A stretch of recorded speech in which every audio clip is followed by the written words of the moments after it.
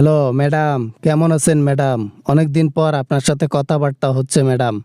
তো কি অবস্থা, প্ল্যান কি? এখন তো খালেদা জিয়া নাই, কি করবেন এখন? খালেদা জিয়া নাই তাতে কি হয়েছে রে ওবায়দুল কাদের? এ যোগ্যতা আছে, যোগ্যতাওয়ালা ছেলে রেখে গেছে তারেক রহমান। ও তো এখন নির্বাচিত হয়ে যাবে, সরকার হবে। তা তো হবে, কিন্তু আপনার প্রোগ্রাম কি? সারা জীবন দিল্লিতে থাকবেন নাকি কোনো জায়গায় সেটেল হবেন, না কি করবেন? দেশে ঢুকবেন টুকবেন নাকি আবার কোনো প্ল্যান? না, আর কই প্ল্যানের কোনো ঠিক ঠিকানা নাই। ওগুলা ভাল লাগে না, আর রাজনীতি মাজনীতি আর করবো না।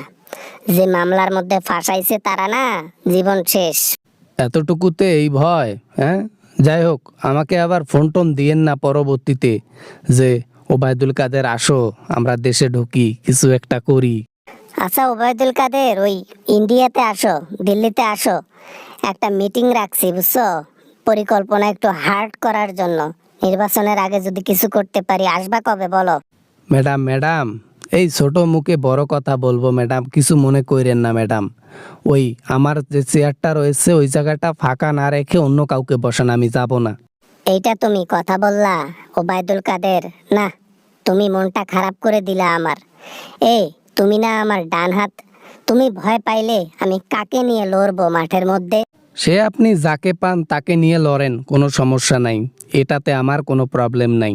কিন্তু ওই দেশে আমি আর যাব না। ওই দেশে গেলে আমার মনটা বালাকে চায়, মনে হয় আর আসতে পারবো না, সারা জীবন ওখানে থাকতে হবে এমনটা মনে হয়। বাহ, সেটা তো ভালো জিনিস। সারা জীবন যদি বাংলাদেশে থাকতে পারি তাও তো ভালো। মানুষের আশ্রয়ে থাকতেছি, এটা কি ভালো? এটা কি জেলখানা চাইতে কম কিছু? বাংলাদেশে গেলে যে আসতে পারবো না এটা কিন্তু ওই আশা বলি নাই, ওই থাকা বলি নাই।